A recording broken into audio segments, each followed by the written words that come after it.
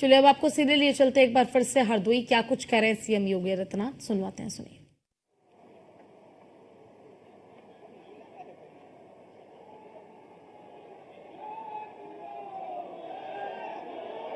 प्रथम स्वातंत्र समर के महान योद्धा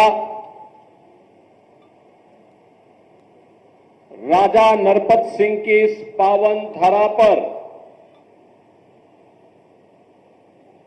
उनके विजय उत्सव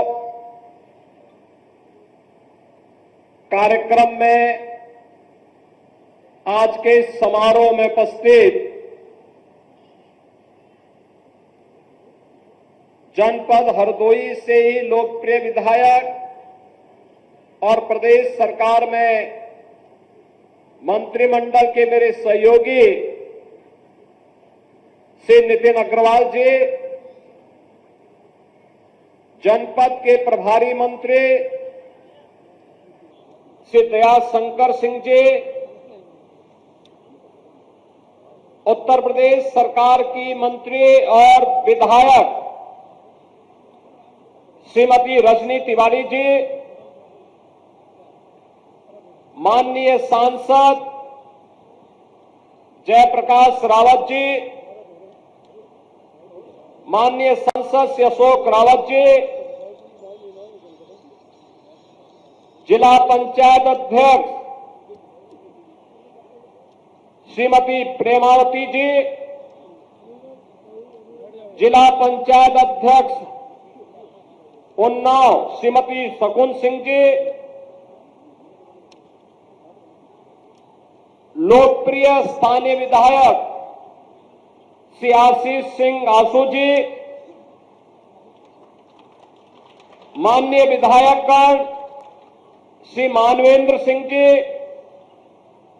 श्रीमती अलका सिंह अर्कवंशी जी, श्री श्याम प्रकाश जी, विधान परिषद के माननीय सदस्य श्री अशोक अग्रवाल जी, इंजीनियर अवनीश कुमार सिंह जी, भारतीय जनता पार्टी के जिला के अध्यक्ष श्री अजीत सिंह बब्बन जी, आज के समारोह के साक्षी बन रहे हरदोई जनपद से जुड़े हुए सभी उपस्थित बहनों और भाइयों, मैं सबसे पहले देश के प्रथम स्वतंत्र समर के अमर सेनानी, भारत माता के महान सपूत राजा नरपत सिंह की इस पावन धरा को नमन करते हुए आप सभी को इस विजय उत्सव की हृदय से बधाई देने के लिए मैं आपके बीच आया हूं और इसके लिए आप सभी का हरदोई वासियों का अभिनंदन करता हूं। बहनों और भाइयों, ये मेरा सौभाग्य है कि जिनके शौर्य और पराक्रम के कारण आज हम सब स्वतंत्रता का उपभोग कर पा रहे हैं, अपने विकास की योजनाओं को आगे बढ़ा पा रहे हैं, उन महान स्वतंत्रता संग्राम सेनानियों का स्मरण इस प्रकार के विजय उत्सव के माध्यम से हमें करने का सौभाग्य प्राप्त हो रहा है। बहनों और भाइयों, इस अवसर पर हम लोग हरदोई के अंदर आए हैं।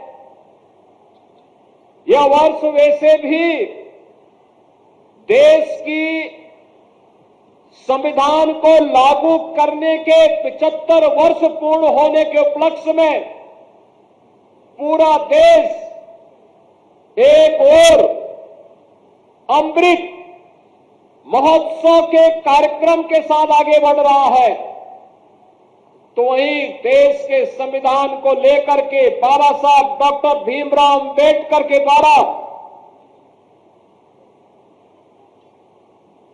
जिस कार्य योजना के साथ देश के संविधान का निर्माण किया गया था, और संविधान के प्रति सर्वोच्च सम्मान व्यक्त करते हुए एक भारत श्रेष्ठ भारत के निर्माण के इस कार्यक्रम के साथ जुड़ने का सौभाग्य हम सबको प्राप्त हो रहा है। बहनों और भाइयों, दुनिया के अंदर अगर आज भारत सबसे बड़ा लोकतंत्र है तो भारत के संविधान के कारण, बाबा साहब डॉक्टर भीमराव अंबेडकर के द्वारा दिए गए संविधान के कारण उत्तर से लेकर दक्षिण तक, पूरब से पश्चिम तक 140 करोड़ का भारतीय एक भारत श्रेष्ठ भारत के निर्माण के साथ अब विकसित भारत की परिकल्पना को प्रधानमंत्री मोदी जी के नेतृत्व में आगे बढ़ाने के लिए प्रतिबद्ध दिखाई दे रहा है। बहनों और भाइयों, लेकिन आज जिस गौरव की अनुभूति हर भारतवासी कर पा रहा है, आज जिस अनुभूति का एहसास हम हरदोई में बैठ करके कर पा रहे हैं, जिन विकास की नई नई योजनाओं का लाभ हम लोग ले पा रहे हैं और जिन नई योजनाओं के प्रस्ताव हम अपने माननीय जनप्रतिनिधियों के माध्यम से शासन तक पहुंचा रहे हैं, यह 1947 के पहले संभव नहीं था। गुलामी के कालखंड में यह संभव नहीं था।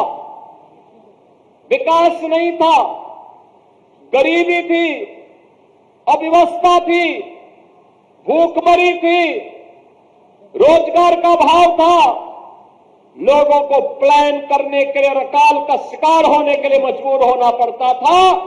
और अगर कहीं पर किसी ने आजादी की बात कर ली तो उस पर अत्याचार की प्रकाष्ठा के साथ निर्मम अत्याचार किए जाते थे और लगभग सैकड़ों वर्षों तक विदेशी आक्रांताओं के द्वारा अपमानित होने, लगातार अलग अलग स्थानों पर उनके खिलाफ प्रतिकार होते थे, लेकिन सामूहिक रूप से यह लड़ाई पूरा भारत एकजुट होकर के लड़े, यह दृश्य कम देखने को मिलता था। 1857 का प्रथम स्वतंत्र समर पूरे देश को एकजुट होकर के लड़ने के लिए एक नया उत्साह और एक नए उमंग के साथ आगे बढ़ता हुआ दिखाई दिया है। बहनों और भाइयों, मंगल पांडे के द्वारा बैरकपुर में किए गए शुरू किया गया अभियान कहीं मेरठ के अंदर, कहीं झांसी के अंदर, कहीं बिठूर के अंदर, कहीं बलिया और गोरखपुर के अंदर, कहीं लखनऊ के अंदर और कहीं पे राजा नरपत सिंह के नेतृत्व में हरदोई के अंदर यह अभियान आगे बढ़ा। याद करिए क्या जज्बा था। जिससे पूछो, जहां पूछो, मंगल पांडे से जब पूछा गया था कि आखिर तुम तो ब्रिटिश सेना के हिस्से हो, क्यों आजादी की बात करते हो, उन्होंने कहा रखो अपनी नौकरी, मेरा देश स्वतंत्र होना चाहिए, भारत माता की आन मान और शान की रक्षा होनी चाहिए। रानी लक्ष्मीबाई से पूछा गया, रानी लक्ष्मीबाई से कहा गया कि केवल एक बार कह लो ना कि हम तो विदेशी हुकूमत के साथ मिलकर के काम करने को तैयार हैं, उनकी झांसी सुरक्षित रह जाएगी।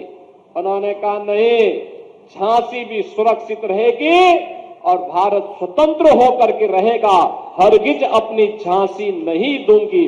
और इसीलिए तो हर भारतीय के मुंह से निकल पड़ा, खूब लड़ी मर्दानी वो तो झांसी वाली रानी थी। बिठौर में नाना राव पेशवा के नेतृत्व में 1857 के प्रथम स्वातंत्र समर की जो रणनीति बनी थी, उस रणनीति का बिगुल फूंकने के लिए हरदोई के अंदर राजा नरपत सिंह उस लड़ाई को लेकर के यहां कार्य कर रहे थे। और आज हम जिस स्थान पर हैं, ये उनका दुर्ग कहलाता था, ये उनका किला था। स्वाभाविक रूप से जब आजादी की जज्बे को देख करके जो लोग भाग रहे थे उनको कैसे अच्छा लगता, कैसे अच्छा लगता। 1857 में झांसी ब्रिटिश हुकूमत नहीं जीत पाई थी, विजय महारानी लक्ष्मीबाई की हुई थी।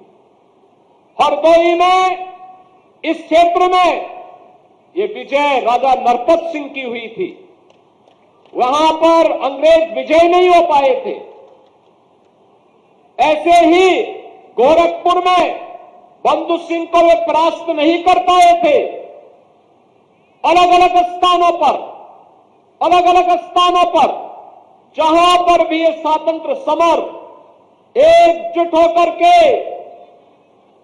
नानाराव पेशवा के रणनीति के तहत आगे बढ़ा, वहां पर भारत के लोग जीते थे और बाद में यह मंद पड़ता गया और अंततः ब्रिटिशर ने फिर अत्याचार की पराकाष्ठा की। और जिसका एक उदाहरण आपके सामने महाराजा नरपत सिंह का यह दुर्ग भी है, जो खंडरों में तब्दील होकर के आज वहां पर एक टीले के रूप में मात्र बचा हुआ है।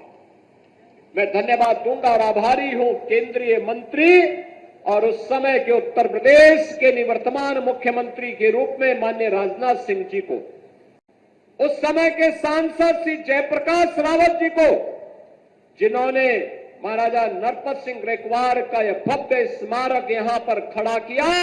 और आज ये स्मारक हम सबको एक नई प्रेरणा दे रहा है। और मैं धन्यवाद दूंगा यहां के लोकप्रिय विधायक श्री आशीष सिंह आसू को, जिन्होंने भारत माता के ऐसे महान सपूत के स्मारक का दर्शन करने के लिए आज मुझे यहां पर आने का अवसर प्रदान किया है।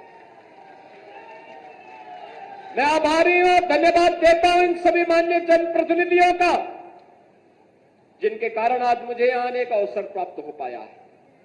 बहनों और भाइयों, आधुनिक भारत के तीर्थ है ये स्मारक, आधुनिक भारत के तीर्थ है। और तीर्थ के रूप में हमें वर्तमान पीढ़ी को बताना भी चाहिए कि इन्हीं के शौर्य से, इन्हीं के पराक्रम से, इन्हीं के बलिदान से आज हम आजादी का एहसास कर पा रहे हैं। आजादी का एहसास इस रूप में अपने अनुरूप विकास की योजनाएं बना पा रहे हैं। समाज के हर एक तबके के लिए नई नई योजनाएं बन पा रही हैं। कोई सोचता था आज से 10 साल पहले कि हरदोई में भी हरदोई का मेडिकल कॉलेज होगा, लेकिन आज हरदोई में मेडिकल कॉलेज बन करके चालू हो गया है। अब नर्सिंग कॉलेज भी वहां बनने जा रहा है। कोई सोचता था हरदोई के अंदर, हरदोई से पश्चिम में मेरठ और दिल्ली को जोड़ने के लिए और इधर प्रयागराज से जोड़ने के लिए एक ग्रीनफील्ड एक्सप्रेसवे मिलेगा, लेकिन गंगा एक्सप्रेसवे सर्वाधिक दूरी आपके हरदोई जनपद में तय कर रही है। 99 किलोमीटर की दूरी। याद करना, हरदोई से दूरी दिल्ली की दूरी को भी कम करेगी और साथ साथ प्रयागराज की दूरी को भी और काशी की दूरी को भी कम करने में सहायक होगी। विकास के नए नए कार्यक्रम आगे बढ़ेंगे, नए निवेश आएंगे। पीएम मित्रा टेक्सटाइल पार्क यहीं बनने जा रहा है, इसी जनपद की सीमा पर बनने जा रहा है। पीएम मित्रा टेक्सटाइल पार्क का मतलब लाखों नौजवानों के लिए नौकरी और रोजगार की सुविधा आप ही के जनपद में प्राप्त होगी। वैसे भी मैं मलावा का टेक्सटाइल देख रहा था, कितना शानदार यहां की कारीगरी है, कितना शानदार तरीके से यहां की बुनकरी है और कितना अच्छा कपड़ा का कार्य यहां पे होता है। लेकिन जब टेक्सटाइल पार्क बनेगा तो इनके हुनर को भी काम मिलेगा और साथ साथ यहां के नौजवानों को, जो लोग अब तक कार्य के लिए पंजाब जाते हैं, सूरत जाते हैं, उन्हें वहां नहीं जाना पड़ेगा, बल्कि अन्य देश भर के लोगों को रोजगार के लिए आपकी हरदोई में आना पड़ेगा। बहनों और भाइयों, मैं यहां पे भी था और यहां पर मैं देख रहा था विकास के लिए। आंसू जी कह रहे थे, अशोक रावत जी भी कह रहे थे कि यहां की कनेक्टिविटी ठीक हो जाए तो और पर्यटन बढ़ेगा, और पक्षी विहार के लिए भी। बहनों और भाइयों, महाराजा नरपत सिंह की इस पावन धरा पर जो तालाब है, पक्षी विहार के रूप में सरकार इसको विकसित करेगी, इसको बेहतर कनेक्टिविटी के साथ जोड़ेगी, बेहतर कनेक्टिविटी होगी। याद करिए, ये डबल इंजन की सरकार है। डबल इंजन की सरकार विरासत का भी सम्मान करती है और विकास को भी आगे बढ़ाती है। और विरासत और विकास का यह अद्भुत संगम आपने भी देखा होगा प्रयागराज महाकुंभ के अवसर पर। देखा ना, उत्तर प्रदेश की सामर्थ्य दुनिया देख रही थी। 66 करोड़ से अधिक श्रद्धालु देश भर से आ जाए। जो लोग कहते हैं भारत के बारे में कि भारत में लोग गंदे रहते हैं, जो लोग कहते हैं, जो लोग बदनाम करते थे हमें कि हम जाति के नाम पर बटे हैं, क्षेत्र के नाम पर बटे हैं, भाषा के नाम पर बटे हैं, तमाम वादों के आधार पर बड़े हैं, इनकी आंखों को खोलने के लिए महाकुंभ पर्याप्त है। ये लोग जा करके देखें, एक ही संगम की त्रिवेणी में हर जाति के लोग, हर क्षेत्र के लोग, हर भाषा के लोग एक ही साथ स्नान करते थे। कोई भेद नहीं था, न जाति का भेद था, न क्षेत्र का भेद था, न भाषा का भेद था, न संप्रदाय का भेद था। एक भारत श्रेष्ठ भारत का इतना अच्छा उदाहरण अन्यत्र देखने को नहीं मिलेगा। मां गंगा का आशीर्वाद भी मिला, मां यमुना का आशीर्वाद भी मिला, मां सरस्वती का आशीर्वाद भी मिला, और जो आया अभिभूत होकर के गया। याद करिए, भारत से तो लोग आए ही, दुनिया के 100 से अधिक देशों के लोग भी आए। हर व्यक्ति के मन में एक ही भाव था, जो देशी था, जो भारत का था, वह तो कहता था कि वाह, एक बार बस संगम में डुबकी लगाने का अवसर मिल जाए, पुण्य स्नान का सौभाग्य मिल जाए। और जो विदेशी थे वे भीड़ को देख करके अभिभूत थे। इतनी बड़ी भीड़, इतने उत्साह के साथ एक आयोजन के साथ सहभागी बन रही है। बहनों और भाइयों, ये तब होता है जब सारे लोग एक दिशा में सोचते हैं, एक साथ चलते हैं, एक साथ विरासत पर गौरव की अनुभूति करते हैं। विपक्ष के लोग दुष्प्रचार करते रहे, लेकिन जनता जनार्दन ने ठान लिया था, ये जितने भी भारत विरोधी हैं, सनातन विरोधी हैं, इनको सबक सिखाना है। भले यात्रा की कठिनाई हो, लेकिन हम तब भी जाएंगे। और वे लोग आए, बड़े पैमाने पर देश भर से आए, और इतना बड़ा आयोजन दुनिया के अंदर कहीं नहीं हो पाया जो प्रयागराज की धरती में उत्तर प्रदेश के अंदर हो गया है। बहनों और भाइयों, ये विरासत और विकास का एक अद्भुत संगम है।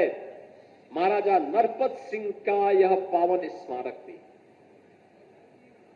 विरासत है, उसको विकास के साथ जोड़ना है। और विकास के साथ जोड़ने के लिए कनेक्टिविटी, अच्छा मार्ग बने वहां तक जाने के लिए, वहां तक जाने के लिए मार्ग बने, पक्षी विहार बने, पर्यटन के कुछ संभावनाओं को विकसित किया जा सके, गेस्ट हाउस बने, यहां के लोकल उत्पाद को हम आगे बढ़ा सके। मैं देख रहा था यहां के अन्नदाता किसानों ने, यहां के हस्तशिल्पी और कारीगरों ने बहुत अच्छे अच्छे उत्पाद तैयार किए हैं।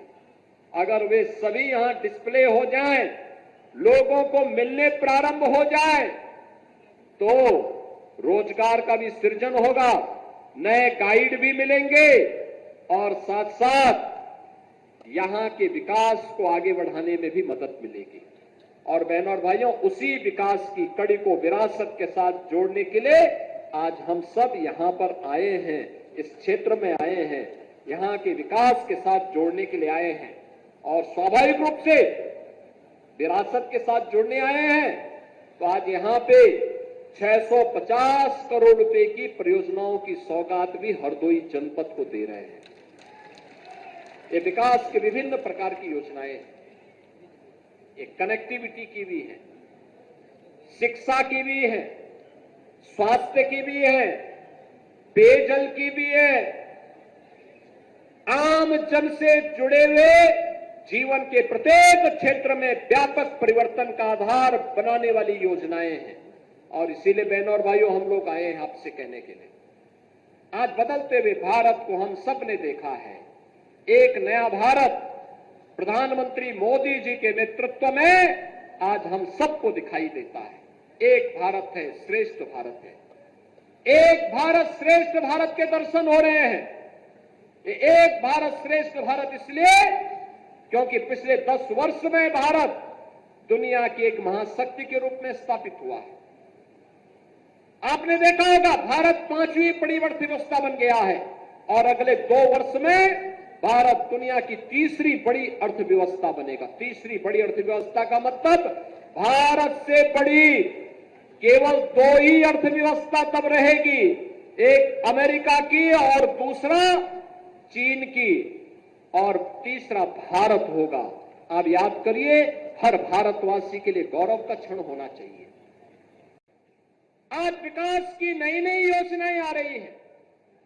देश के अंदर आधुनिक इंफ्रास्ट्रक्चर, हाईवे बन रहे हैं, रेलवे का संचार बिछ रहा है, रैपिड रेल चल रही है, पोर्ट बन रहे हैं, एयरपोर्ट बन रहे हैं, मेट्रो का संचालन हो रहा है, विकास के बड़े बड़े कार्य, एक्सप्रेस हाईवे भी बन रहे हैं। और जब सुरक्षा का बेहतर वातावरण होता है, तो सुरक्षा के इस बेहतर वातावरण में निवेश आता है, रोजगार का सृजन होता है, नौजवान प्लान नहीं होता है। सुरक्षा के इस बेहतर वातावरण के साथ जुड़ करके आज हम सब लोग आगे बढ़ रहे हैं। आप याद करिए, 2017 के पहले के उत्तर प्रदेश को हर दूसरे तीसरे दिन दंगा होता था। बहनों और भाइयों, इन दंगाइयों का उपचार ही डंडा है। बिना डंडे के मानेंगे नहीं। आप देख रहे होंगे, बंगाल जल रहा है, वहां की मुख्यमंत्री चुप है, दंगाइयों को शांति दूत कहती है।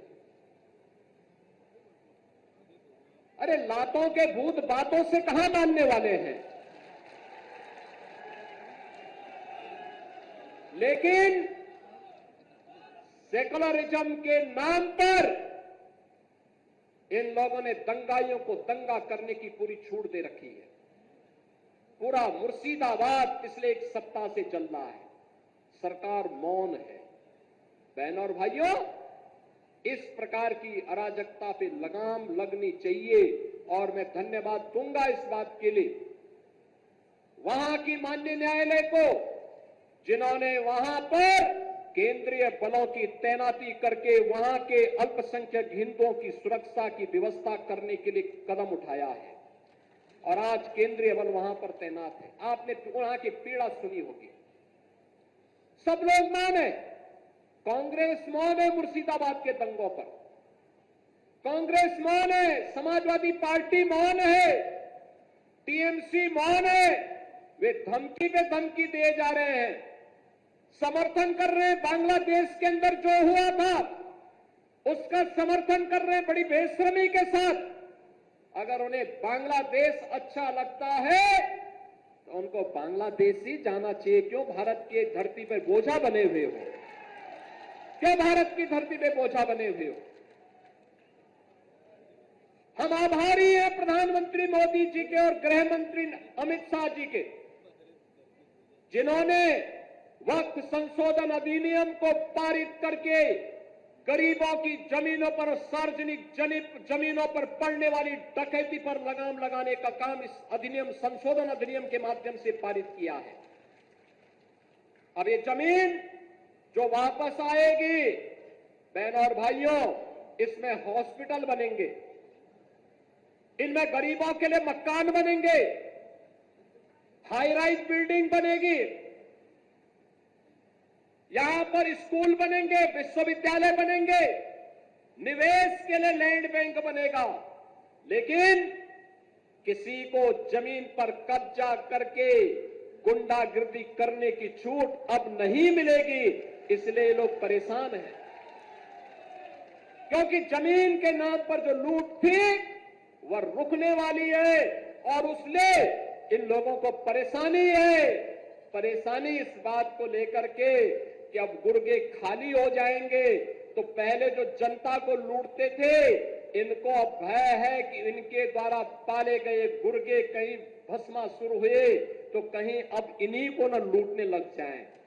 इनके द्वारा अकूत संपत्ति जो अर्जित की गई है उसी पर डकैती न डालने लग जाए, इसलिए उस भय के कारण ये वक्फ के नाम पर जनता को बेवकूफ बनाने का काम कर रहे हैं, जनता के आंखों में धूल झोंकने का काम कर रहे हैं, गुमराह करने का काम कर रहे हैं।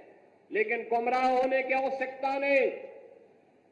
हमें देश के संविधान पर, बाबा साहब भीमराव अंबेडकर के द्वारा बनाए गए संविधान पर विश्वास करना है, विकास की प्रक्रिया के साथ जुड़ना है और विकास की प्रक्रिया का ही परिणाम है। मैं देख रहा था हरदोई के अंदर, हरदोई जनपद में प्रधानमंत्री आवास योजना और मुख्यमंत्री आवास योजना में 1,15,000 परिवारों को एक एक आवास प्राप्त हुआ है। अनुमान करिए इतने गरीब परिवारों को इससे पहले की सरकारें क्या कर रही थी 75 वर्षों तक, 70-75 वर्षों तक कर क्या रहे थे? लेकिन गरीब को आवास नहीं दे पाए थे, शौचालय नहीं दे पाए थे, उनको कोई सुविधा नहीं दे पाए थे। आयुष्मान का कार्ड मैं भी देख रहा था, आयुष्मान का कार्ड जब मिल रहा था उत्तर प्रदेश के अंदर 10 करोड़ लोग आयुष्मान भारत की सुविधा का लाभ ले रहे हैं। और मैं भी देख रहा था एक बहन जी को जब उन्हें आयुष्मान का कार्ड मिला उनके चेहरे पर एक नई चमक थी कि अगर कभी दुर्भाग्य से कोई बीमार हुआ परिवार में, ये कार्ड उसमें उनका संबल बनेगा। लेकिन इससे पहले क्या कर रहे थे? पिछली सरकारें कर क्या रही थी? क्या कांग्रेस कर रही थी 60 वर्षों तक?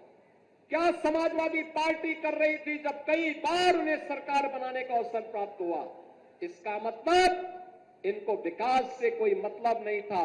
ये प्रदेश में केवल अपने परिवार का विकास करने के लिए आए थे, इनको जनता जनार्दन के विकास से कोई मतलब नहीं था। और आज तो विकास भी है और विरासत भी है। गरीब को राशन मिल रहा है, नौजवान को नौकरी और रोजगार मिल रहा है, अन्नदाता किसान को किसान सम्मान निधि का लाभ मिल रहा है, महिलाओं को लखपति दीदी की जैसी योजनाओं के साथ जोड़ने का काम किया जा रहा है। आत्मनिर्भर भारत के लिए प्रधानमंत्री जी ने कुछ बातें कही हैं। विकसित भारत की परिकल्पना को साकार करने के लिए आत्मनिर्भर बनना पड़ेगा। महिलाओं को विकास के साथ अधिक से अधिक भागीदार बनाना पड़ेगा। नौजवानों को उनके स्केल को स्पीड और स्किल के साथ जोड़ने की कार्रवाई के साथ आगे बढ़ना पड़ेगा। और अगर हम कर पाएंगे तो 2047 में भारत को दुनिया की सबसे बड़ी ताकत बनने से कोई रोक नहीं सकता है। और यही तो सपना था देश की आजादी के इन अमर सेनानियों का, यही सपना था। यही तो पंडित राम प्रसाद बिस्मिल कहते थे, यही तो कहते थे कि तेरा वैभव अमर रहे मां, हम दिन चार रहे न रहे। यही तो चंद्रशेखर आजाद कहते थे, यही तो ठाकुर रोशन सिंह कहते थे और यही अस्फाउल्लाह खां कहते थे। बहनों और भाइयों, अमर सेनानियों का यही गान था।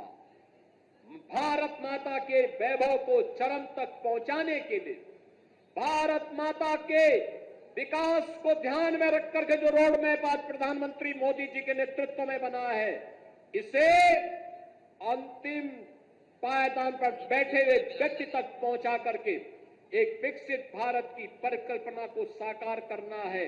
और इसलिए आवास भी है, शौचालय भी है, दवा के लिए आयुष्मान का कार्ड है, कमाई के लिए रोजगार की व्यवस्था भी है। और अभी सरकार ये व्यवस्था करने जा रही है कि गरीबी रेखा के नीचे जीवन यापन करने वाले प्रत्येक परिवार को हम लोग सभी सुविधाओं से आच्छादित करने का कार्य भी करेंगे और परिवार के एक सदस्य को नौकरी और रोजगार के साथ जोड़ने का काम भी करेंगे। हरदोई वासियों ने आज विकास की प्रक्रिया के साथ भारतीय जनता पार्टी से जुड़े हुए हमारे सभी सहयोगी साथियों के साथ, माननीय सांसद, माननीय विधायक, पंचायतों से, नगर निकायों से जुड़े हुए जनप्रतिनिधियों के साथ मिलकर के विकास की जिस प्रक्रिया के साथ आगे बढ़ रहे हैं, आने वाले समय में विकास का लाभ समाज के प्रत्येक तबके को आगे बढ़ाने में सहायक होगा। एक बार फिर से मैं आज के इस अवसर पर राजा नरपत सिंह की स्मृतियों को नमन करते हुए भारत माता के उन सभी अमर सपूतों को जिन्होंने देश की आजादी के लिए अपना बलिदान दिया था, उनकी स्मृतियों को नमन करता हूं।